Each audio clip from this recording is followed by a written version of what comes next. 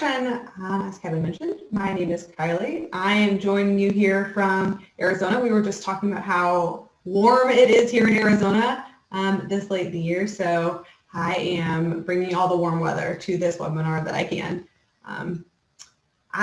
We have on here my first slide where it says business is personal here at WP Carey, and this is my favorite slogan. If you know anything about WP Carey, you've seen this on any of our websites. We put it on all the buses around Tempe. It's our favorite, but it's because we mean it.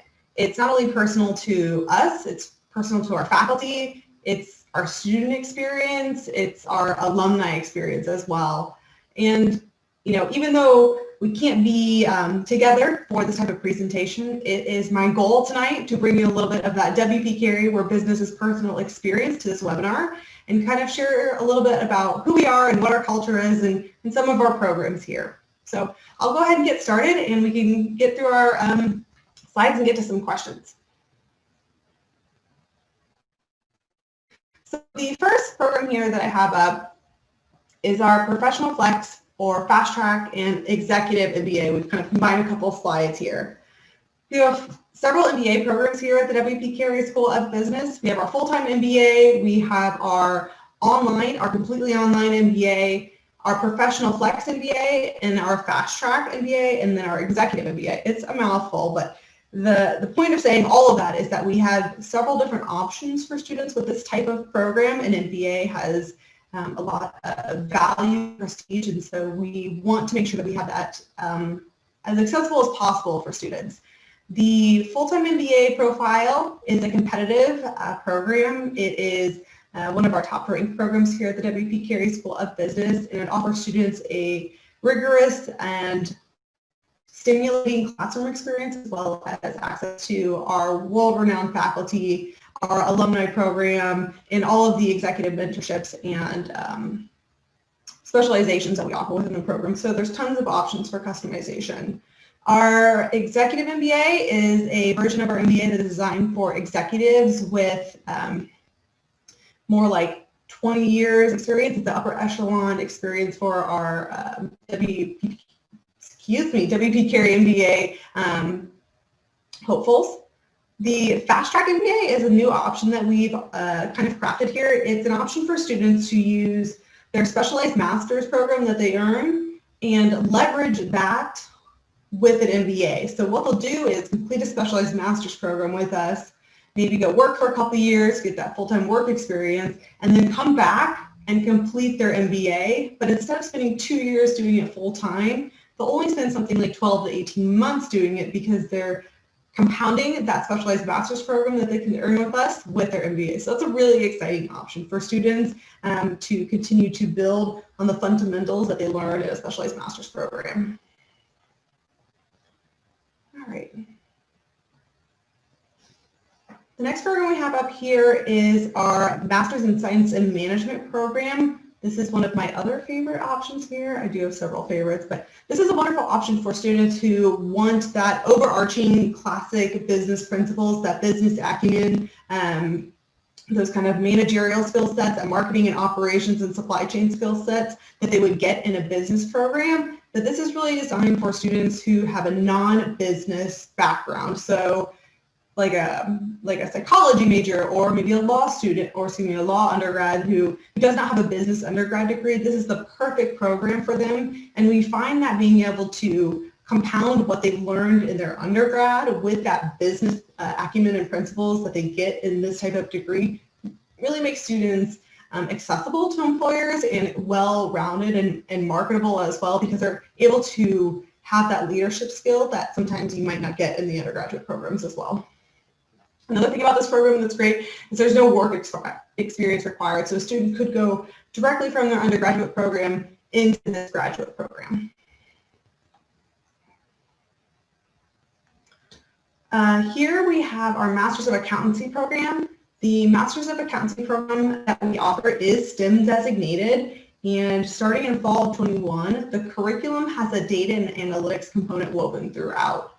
We worked with our faculty and industry feedback and our advisory board, and based off all of that information, we really understood that the data and analytics component is necessary and required and really beneficial to students to have as part of their accountancy program. So we've incorporated it throughout, and students are able to learn the skill set, that accountancy skill set, as well as that trending data and analytics skill set that they would need while they're in the program. So by the time they graduate, they are miles ahead of their competitors who don't have that data and analytics skill set and then have to work to kind of gain that on the job training.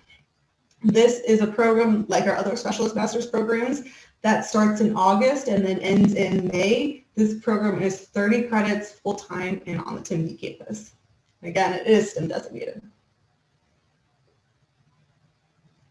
And this is our Masters of Taxation program. So very similar to our Masters of Accountancy program, this has a data and analytics focus woven throughout. It starts in August as well and ends in May. This program is a tax-heavy program, so the focus is going to be taxation from the U.S. standpoint. They do cover international law in this, or excuse me, international tax in this, but again, it's from the U.S. standpoint.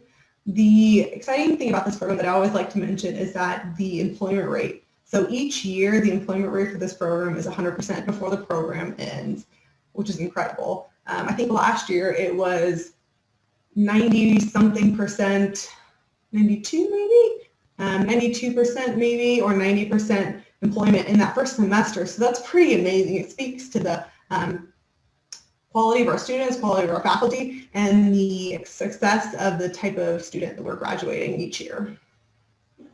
Masters of Accountancy and the Master of Taxation programs both prepare students for the CPA exam as well.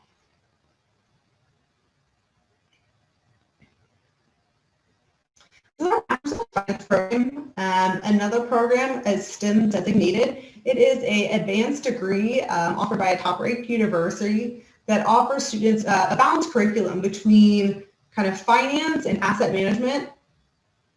We are a member of the CFA University Recognition Program as well, and this allows students to be prepared to sit for the CPA exams. This is another program that starts in August and ends in May. It's 30 credits and a full-time program offered through the Tempe campus. The career opportunities for this program range from corporate finance, risk management, money management, financial planning, investment banking, consulting, and even real estate, just to name a few. This program is it is 32 credits, I believe, as opposed to some of our other programs that are 30, so it has one extra class. This is our Master of Science in Global Logistics program. My background today, I don't know if you guys can see it, is from our West Campus, which is where this program is held. It is a beautiful campus out at our West Campus. People often ask, why is this program offered at your West Campus? And it's offered that way because it is strategically situated next to the logistics kind of hub of the West Valley out there. The connection to a lot of industries make it really accessible for our students to have first hands-on experience in a lot of environments. This program is offered by our #3 ranked supply chain department, which is a very strong backing for the curriculum. The program really is everything from planes, trains, ships, and trucks. It's the global movement. It is all things supply chain and all things logistics combined into one encompassing curriculum. And also this program is STEM designated as well. Excuse me.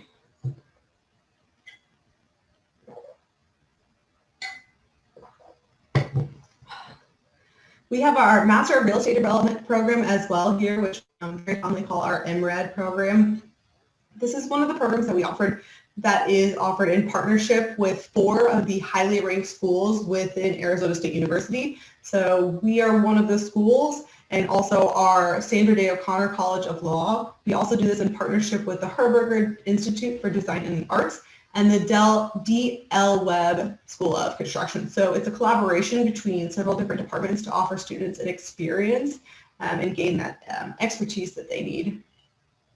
The faculty for this program are extremely high caliber. The networking skills, the networking that they bring to this program as well is extremely valuable to students. We are able to offer that hands-on local experience here in the Valley, which is a very vibrant real estate market as well. So the connections of the faculty and the staff within this unit are really valuable to students. All right, here we have one of our larger programs here that is offered by the WP Carey School of Business. We have the Master of Science in Business Analytics program. So we have two different formats with this program. We have an in-person program offered here in the Tempe campus. It's 9 months and 30 credits, team-centered. And then we have our 100% online version, which is 16 months with 5-week classes with one class at a time. We found that there's just a huge explosion in big data, and this impacts everything in our lives and in the global economy. So the careers that students come out of this field range anything from data analyst to financial analyst as well. The program is data-driven, modeling-led, and provides students an opportunity to leverage the skills of our esteemed faculty for this program. It is also STEM designated.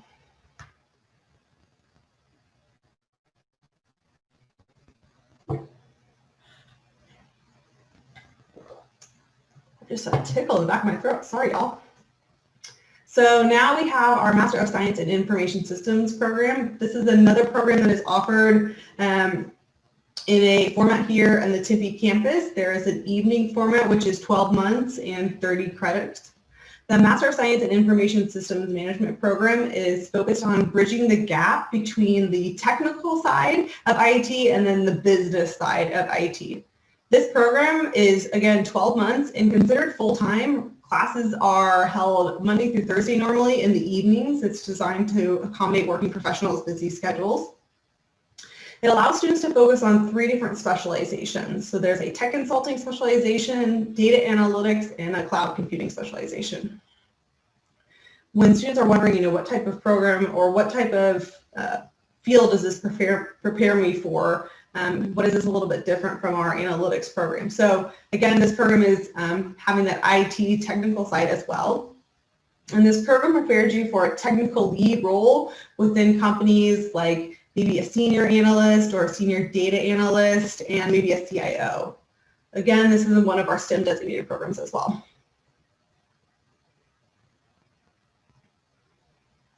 So we've done a quick review of all the programs here. And then we've got a slide up here about our online application. So the online application, I like to say, is separated into 2 components. It's the actual application that you are completing and then the supplemental materials. So the online application consists of providing your personal data, submitting your resume, essay responses, a letter of recommendation, and paying an application fee. And then there's the supplemental materials that go along with that. So our GMAT or GRE, our transcripts, are any English proficiency if required, and then actually getting that letter of recommendation from the recommender. So again, 2 parts. Normally when students submit an application for one of our special master's program, by the time we receive the application, we're able to render a decision within 2 to 3 weeks when a student has been able to provide everything, which is a wonderful benefit for the student. I always recommend that anyone who's interested in one of these programs start by working with the designated recruiter so we can guide them through these requirements and speak to them about what is unique about that program application and provide any guidance as well. Okay, so I've got here through the programs, and it looks like we're to the point where we are turning it over for any questions.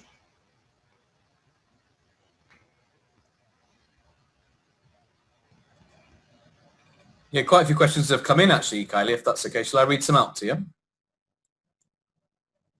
That would be wonderful, thank you. Yeah, sure. So first question here. So the Master of Taxation pathways, if the student doesn't have any business background, can they still apply for Master of Taxation? Good question. So the student isn't necessarily required to have a business background or even necessarily an undergraduate degree in accountancy. But the Master of Taxation program, just like our Master of Accountancy program, the fact that both of those programs have required prerequisite coursework. So as long as the applicant has those prerequisite classes, then they're fine to apply, regardless of whether or not they have a business background. Okay, great. Thank you very much. Another one here. When you review MBA applicants, what are the important aspects of getting an offer? I imagine it's a bit of everything, but strong GPA, GMAT score, work experience. Is there a particular area which has more weight than another area?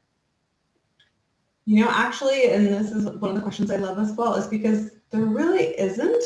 We really pride ourselves in what we call our holistic approach for a review process. And this applies to our MBA program, but also all of our programs. And what we mean by holistic is that we aren't looking at just one thing. We're looking at the entire applicant. We're looking at this as a complete picture. We understand that sometimes a GPA on paper could say one thing, but that may not necessarily reflect everything that there is about the student. So we're looking at everything. We're looking at their GPA, any test scores they provided. We're so interested in the essays and the resumes and the letter of recommendations. And then for our full-time MBA, we get the wonderful experience of offering our students an interview as well. So that's something else we got to take into consideration. So it's all of that, not just one thing, which is really, I think, a great way to evaluate an applicant, because they really are more than just one number on a piece of paper. Mm-hmm. Okay, fantastic. A very popular question coming up now, which I'm sure you get a lot, is do you have any degrees where the GMAT can be waived? It's a good question. Each of our programs, and I understand, you know, we are in a really strange world right now, right? We're very excited, though, that the GMAT and GRE are offered online. We've had our students have success with taking these programs online. Generally speaking, our programs require a GMAT or GRE for admission. Some of our programs have options for students to petition to a waiver based off a professional and academic background. We have a process to do that during our application, and that's one of the good things about speaking with a recruiter, so we can walk the student through any options that they might be curious about, like a GMAT or GRE waiver. So it's kind of on a individual basis. I don't even want to say case by case, but it's on an individual basis in terms of us working with the student to see, you know, would they qualify for any type of waiver, and then does it benefit them as well? Because sometimes submitting a test score can help balance out some of the other areas in an applicant's profile that may not be as strong. So maybe a student has a GPA that they don't feel is quite as reflective of their ability as they would like. So having a really strong test score can help balance that out. So that's something that we always work with students to consider what the right option for them is. Got you. Yeah, there's quite a few questions about GMAT waivers, etc. But basically, I suppose it's looking at the whole application, and maybe there's a waiver on an individual basis. I suppose the general kind of answer to that, to everyone who was asking about GMATs. So another here is about scholarships and internships as well. Any opportunities for scholarships, the high GPA or good work experience, and the opportunities for internships as well? Yes. So scholarships, we are very proud to be able to review all of our admitted students for scholarship, for our WP Carey scholarship. So if students are admitted, they're reviewed for that scholarship. There's no separate application required, which is also a benefit. We also make sure that students are aware of any other resources that they might like to utilize, like the ASU Scholarship Portal, which is a very broad search of available scholarships. So that's something else we always encourage students to look at. But we're automatically considering everybody admitted for the WP Carey scholarship. And then internships, most of our full-time specialized master's programs, like I said, are full-time. So we're really working on students to make sure that they're getting that program completed and helping them start their search and kind of get them set up for that full-time experience after the program. So there aren't internships built into most of our specialized master's programs. Students are definitely able to do that. They should rely on the resources and specialized roadmap that they're able to build with our career coaches. So that's an option, but it's certainly not required. We find that most of our students are focusing on the full-time program because a lot of our specialized master's programs are only 9 months. So they're in class pretty heavy for those 9 months in order to get done and get started on that full-time search. But if the student wants an internship, like I said, they can certainly work with the career management team to facilitate looking for that internship. Okay, fantastic, fantastic. And a specific question here about the taxation program. Do you think it's suitable for international students, or is it more aimed for students who are looking to work in the USA after, do you think? Is it transferable back home, or maybe more based on USA? It's a good question, and I think it depends on what the student, like you said, what they want to do. If they want to stay in the U.S., if they're looking for that knowledge of U.S. tax, because if they are, it's the right program, and they do go into international tax, it is from the viewpoint and policy point of like a U.S. company, however. So the student's goal is to eventually like have some sort of role where they're involved in tax through a U.S. company standpoint. This might be the right program for them, but the overall curriculum is U.S. tax rather than international tax. So if a student is kind of maybe more interested in something that is not specifically U.S. related, they might be more interested in our accountancy program. We find a lot of students kind of waffle back and forth anyway. Okay, great. Thank you very much. Here's a good, interesting question. So, of course, at Arizona State University of WP Carey and also Thunderbird as well. Are there any core differences between the two? Is one more suited to a particular student profile, or? Yeah, tough one. Ooh, that's a good question. I wonder if we have Richard on here to maybe speak about Thunderbird. I hate to speak for Thunderbird when he's available, but they are different. The WP Carey programs are, from what I understand, designed, a little bit more full-time. I do know that we have the Thunderbird School of Global Management. Again, I would hate to speak for Richard over here. I wonder if he's able to speak to the programs as well. Yeah. So Kylie's the expert in WP Carey, so she talked a lot about what WP Carey has to offer. I would say that some of the big differences between WP Carey and Thunderbird. WP Carey, I would say, has more not majors at the graduate level, just degrees. So more degrees available. With Thunderbird, it's really all focused in on their Master of Global Management. They do have a couple others, like they have some executive tracks, and they have an online Applied Leadership and Management. But most international students are looking at their Master of Global Management. So it's one degree, and then they have a bunch of different concentrations available. If you're on your computer, you can just go to thunderbird.asu.edu, and you can explore all the different concentrations. The other big point as well is that the WP Carey School of Business, and Kylie, correct me if I'm wrong, but most grad programs are at Tempe, and then you've got some at West. Is that right? Okay. So you're correct. Yeah, most are at Tempe and West. Perfect. Okay. Thunderbird is based at the downtown Phoenix campus. In fact, they've got a really fancy new building under construction right now, and they're based out of the downtown Phoenix campus. So it's it's right in the middle of the hub of Central Phoenix. If that's kind of the campus environment you're looking for, a very urban environment, you might like Thunderbird. Other than that, I would say that's pretty much the extent of my knowledge. But I would really recommend that you explore both Thunderbird and WP Carey's websites. They've got more info on rankings and some of the more fine-tuned differences between the two.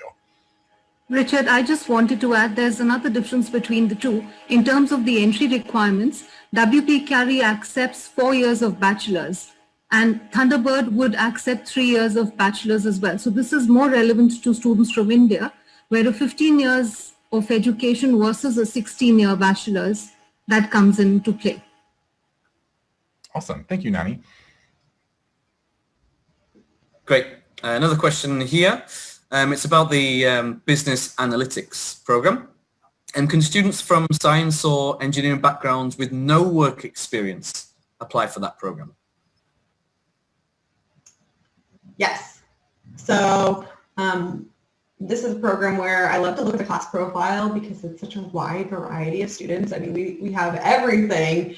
Students really should have a good understanding of a quantitative kind of background, so that is helpful. But we do admit students who don't have, who maybe don't have a business background. So the class profile is great for this program. Non-business is required. The in-person program, which is the Tempe program, that does not have a work experience required. The online program has a preference for work experience because of the type of individual that we admit to that program. They typically have work experience, and the way the program is formatted, it's similar in the sense that you want to bring work experience to the table so you can get that kind of collaboration aspect out of it. You kind of need that work experience to be able to participate and contribute as well, especially in class discussions for the online program. Okay, fantastic. Another question here. It's about kind of pre-assessments before submitting an application. Is there a pre-assessment form to do, application form? Is it just a case of looking at the transcripts and that will give us an indication of whether there's a good chance or not? Oh, that's a good question. So no like formal forms or anything like that, or there's no formal process, but part of the business is personal aspect that we are so proud of and that we live and embody is that we work with students beforehand, right? So it's not just a submit your application, hope for the best. We have a whole dedicated team of admission and recruitment staff just for these students who are applying. So each program has an individual contact, and then we have a whole admissions team as well, all designed to kind of work the student through the process and advocate them as well. We always, always, always encourage our students to work with one of the individuals or recruitment team beforehand so they can get this information about tips on submitting the most competitive resume, the most competitive essays, what we're really looking for, these questions to the student about, yes, you could request a GMAT waiver, but is that really in your best interest based off of the GPA that you shared with me in your transcript? So it's that kind of review that we can selectively offer from a broad spectrum. Like we can't necessarily give a student, yes, you'll be admitted, no, you won't be admitted, but it's that view of what we're looking for from the admission standpoint that we can offer that is able to guide the student through the process. But no formal form by any means, just a lot of Zoom appointments. Okay, got you. That's good. So another question here. Between the Master of Science in Management and the MBA curriculums, is there much overlap, or is it completely separate, or the different modules? Yeah, definitely different. This kind of highlights too on that full-time work experience, that component. So MBAs are designed for students with professional work experience. They are drawing on that to be successful in their curriculum. A lot of a full-time MBA is built on being able to bring your work experience to the class discussions, to the projects, to the synthesis that you're doing. So the curriculum is really designed to have that work experience. Master of Management program is not designed for students to have work experience. It's a really great program for students to do literally right after undergrad because they don't need that work experience.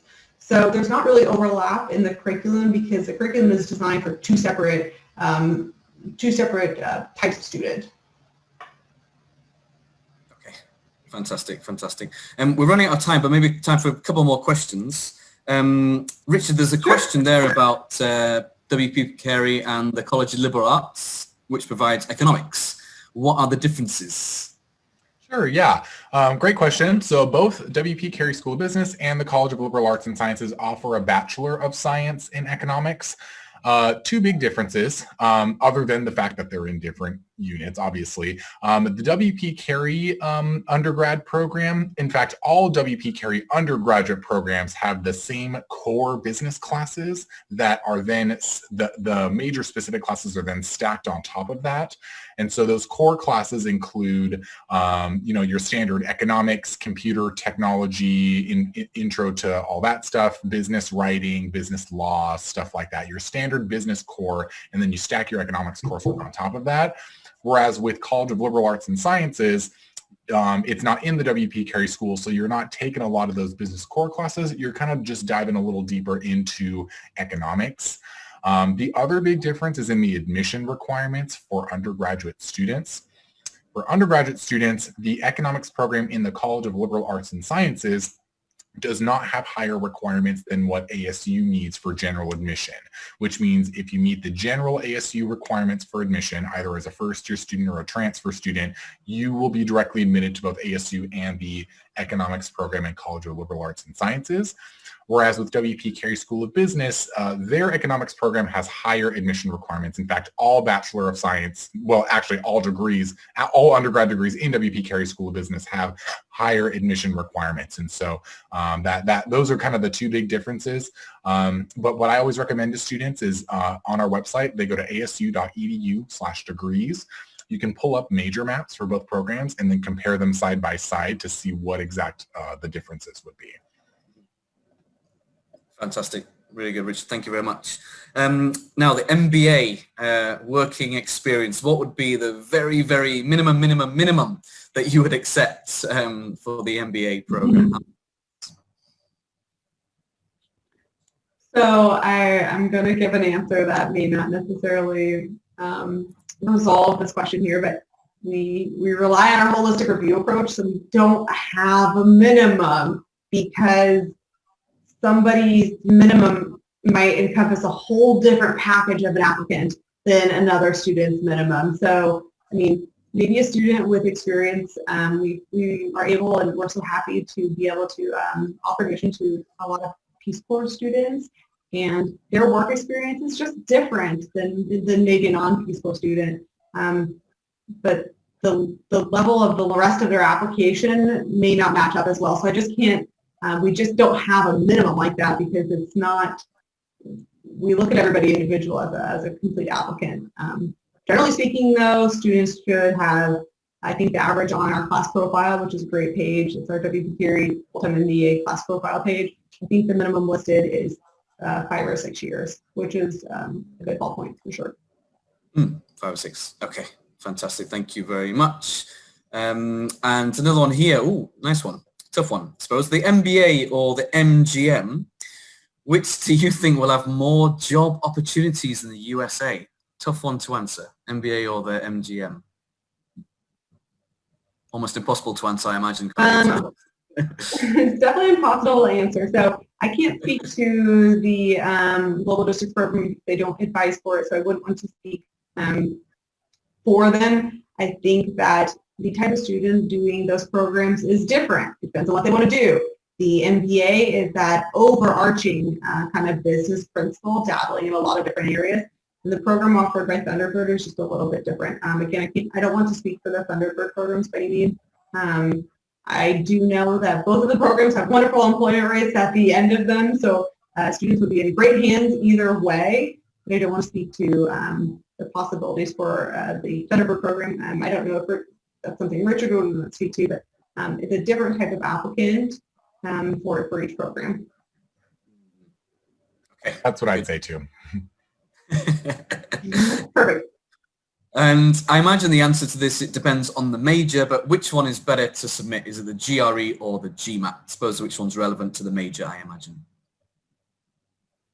Actually, we don't care. We have no preference. There is, in your application, when you submit one or the other, we don't care. What we actually do is encourage students to take a practice of both because we find that students are normally just better at one or the other. I like to call it a left brain, right brain kind of thing. It's just the way your brain operates. They have different formats. One allows a calculator, one does not. And so we realize that some students are just going to do better on one or the other. So we have zero preference on which one a student submits. Okay, good to know. And actually, I think we might have the last question here, Caleb. And when you're doing the statistics on employment rate for students, do you separate international and local students, or is it all together? Do you have a employment rate for international students specifically? That is data that our career center would, or our career management engagement employee office would have, and we certainly are able to break that down into several different sectors, be that international, domestic, and you know, Arizona versus non-Arizona. That doesn't change the approach though for the path that we're presenting for the student, but I'm sure that if there were a need for the data, that our engagement center would have that. Great. So yeah, maybe we can get that another time. Fantastic. Thank you very much, Kelly. Anybody else have any questions? Guys, they weren't all my questions, just so you know, they were from the group. But if anybody else has questions, please, ask them now if there are any.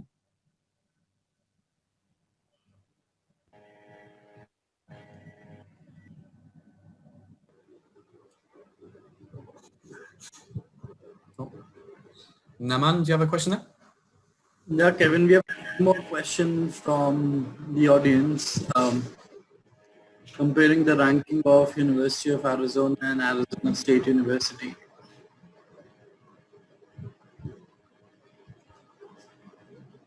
Would we be able to share some light on that?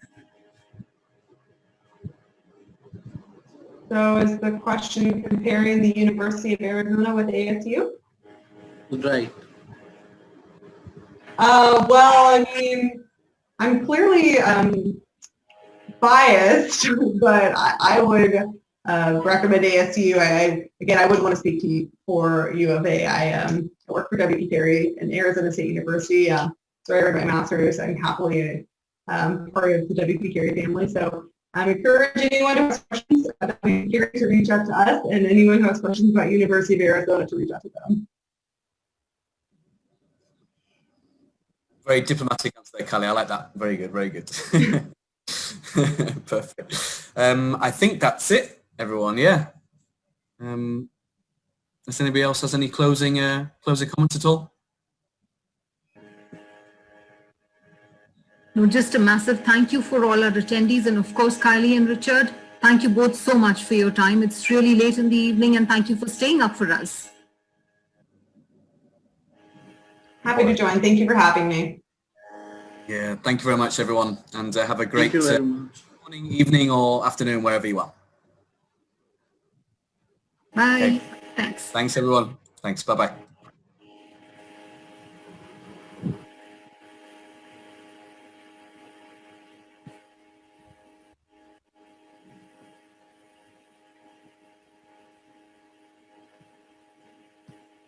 The recording has stopped.